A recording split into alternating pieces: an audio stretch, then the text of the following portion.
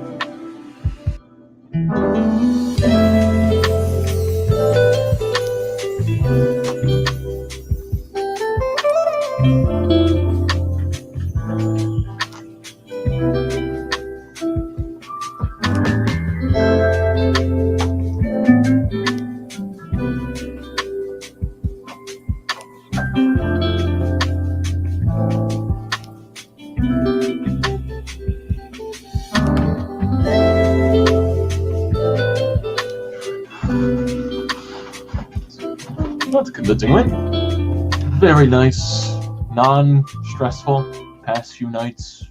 Taking advantage. Taking advantage.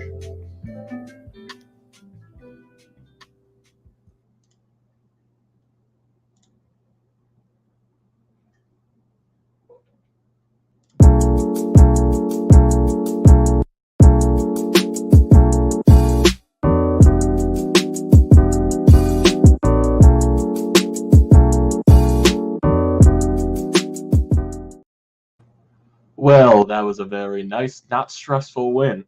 definitely something that we needed. The Phillies have now won 2 games in a row, and the first 2 games in this 4-game set over the Colorado Rockies. Once again, taking advantage of a lot of the Rockies' defensive mistakes. They still look terrible in the field. That's another 2 errors for the Rockies in this game. And hey, Zack Eflin looked really well. Phillies hit with runners in scoring position. Alec Bohm looks confident at third base. He's making plays. What? What is this? Alec Bohm looks confident making a defensive play, even making, one of them looked like it was a mistake. He bobbled the ball, but he still made it look confident, made it look smooth. Maybe he did it a little bit on purpose, possibly. Getting hits at the plate as well. Bryce Harper looks like he is getting hot too. Odubel Herrera with a huge night at the plate. Still, hey, big win by this Phillies team. Really convincing win. Boys getting hot. Are the boys getting hot now? And it's, maybe it's a good sign of what's to come. Did Angel Hernandez and what happened on Sunday, Kyle Schwarber getting ejected, did that wake this lineup up a little bit?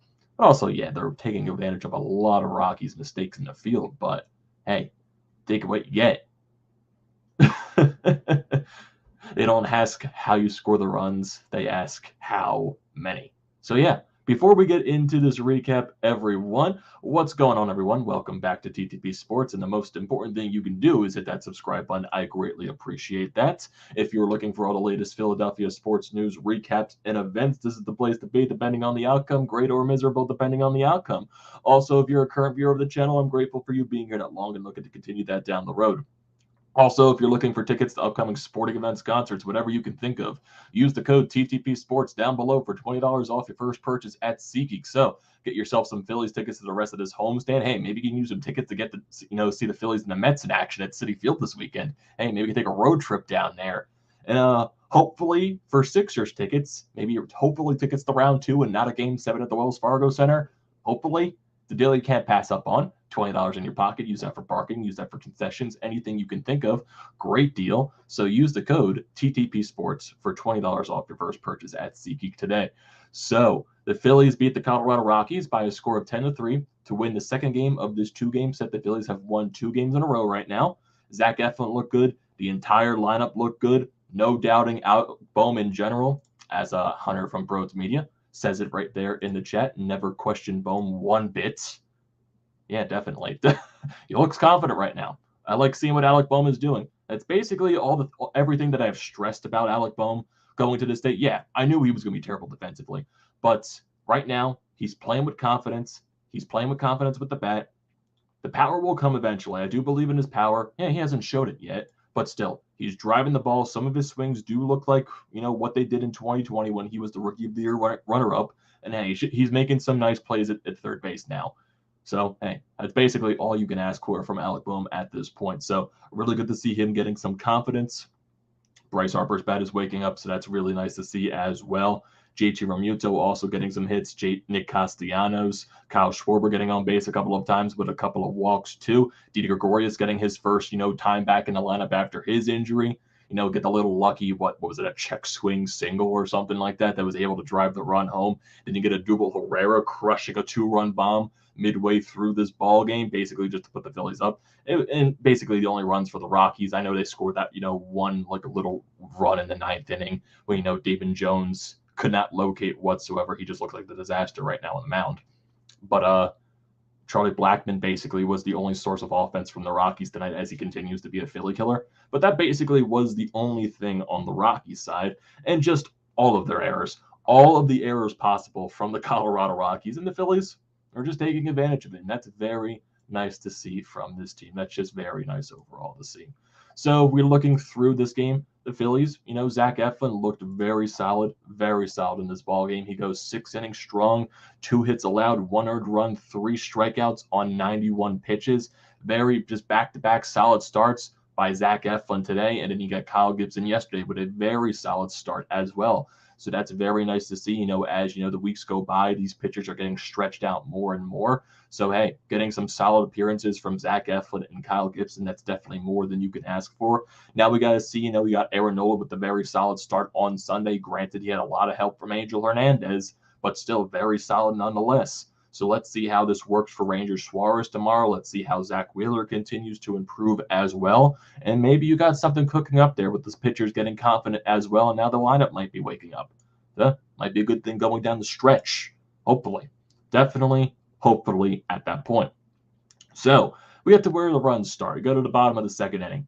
JT gets on with a walk. Alec Bohm, takes advantage of, the mishaps in the infield by the Rockies. They throw it away. McMahon tries to turn the double play. He throws it away from the second baseman. So you get a second and third situation for Didi Gregorius. That's where the check swing, single, bunt single, whatever you want to call it, goes up the third base line. He manages to get safe at first base. And then, JT scores to reach first base on that situation. You also get Kyle Schwarber in that situation. It wasn't JT that walked, it was Kyle Schwarber that walked, so he was able to score there as well. Then you get a wild pitch there. This is a weird situation. I have no idea what the hell Nunez was doing behind the plate during the double at bat. So you get a wild pitch from Marquez, goes back to the backdrop. Bohm able to score, and then on the wild pitch, Nunez gets the ball. He tries to throw it to the pitcher at home plate, and he completely overthrows him, not even near him at all. And then Didi manages to score as he's hustling around third base. So overall, I have no idea what the fuck happened in that scenario. But hey, I'll take it. You'll take that any day of the week. So the Phillies go up 3-0 in that scenario. Then the Phillies continued their threats in the bottom of the fourth inning. JT leads off with a single. Then Alec Bohm gets a single to score JT Realmuto. JT stole second base in the Kyle Schwarber at bat, so that's why he was able to score in there. Odubel Herrera gets a double to right center field, scores Didi Gregorius because he grounded into a force out, which got Alec Bohm out. Then Jean Segura singles, scores Herrera. Rhys Hoskins doubles. A little help from, the chair out in left field where the ball girl sits, kind of died out there a little bit. So you got, it was a very close play at home plate, too. It kind of looked like Jean Segura punched Nunez at the plate, but I'm sure in that instance, it was just the way he was sliding. I'm sure that was just a pure accident from that standpoint. So, hey, Phillies go up 7-0 in the bottom of the fourth inning, and basically Zach Eflin, that's all he needed from there. He was just very solid the rest of the way. Eflin, he does allow the home run to Charlie Blackmon in the top of the sixth inning, but basically that was the only run that he allowed during this ball game. Odubel Herrera responds instantly in the bottom of the sixth inning with a 2-run shot of his own, going the right center field, lands in the first couple of rows, even though he bat flipped. He bat flips basically after everything that he hits. So that's basically the Odubel Herrera experience right there. Bryce Harper gets a 2-out double in the inning. Then Nick Castellanos. So he pops it up into between left field and shortstop. I forget who was going there in that scenario, the shortstop for the Rockies. He tried making the catch. He tries to, goes off of his arm, lands in the field. Harper scores. Castellanos stays at first base with a single. So it makes it a 10-1 ball game. And that's basically where the rest of the runs come for the Phillies. Blackmon eventually gets another home run off of Bilotti in the top of the eighth. And then Damon Jones basically just cannot locate whatsoever in the ninth inning. Can't throw strikes. What was it, like 8 straight strikes or something, 8 straight balls or something like that, or whatever. He allowed a couple of base runners. First 2 guys get on, gets the first out, and then Iglesias doubles to score McMahon to make it a 10-3 ball game. And then he eventually got out of that situation, and the Phillies win this game by a score of 10-3. So going to the lineup, Jean Segura in the leadoff spot goes 1 for 5 with an RBI in this ballgame. His average is down to 259. I know I've seen somewhere as well about Jean Segura being in the leadoff spot maybe not be the best case scenario just because of his career numbers. I think he's like I think it said 240 something career hitter in the leadoff spot. So I'm not sure. I'm assuming Joe Girardi is going to stay with the lineup at this point just because it's been successful for the past couple of week and a half so far with the way they have been producing more consistently. So I'm assuming this is just the way it's going to stay. Rhys Hoskins goes 1 for 4 with an RBI. Bryce Harper goes 2 for 4 with a run scored. Nick Castellanos 1 for 4 with an RBI. JT Realmuto 1 for 4 with a run scored. Kyle Schwarber, decent day at the plate, goes over 2 with 2 walks, so he was able to get on base during those situations. So working the count, getting those full counts, and getting on base. Alec Bohm, great day at the plate, goes 1 for 3 with a run scored, an RBI, and a walk. Didi Gregorius goes 2 for 3 with 3 runs scored, an RBI, and a walk. And Odubel Herrera goes 2 for 4, 2 runs scored, and 3 RBIs. Runners in score position, the Phillies were 4 for 10 in that scenario.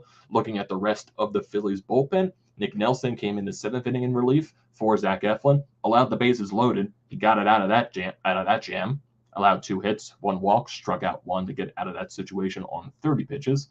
Bellotti basically only allowed the home run to Charlie Blackmon. Besides that, he allowed a hit, which was the home run to Blackmon, and he struck out 2 as well.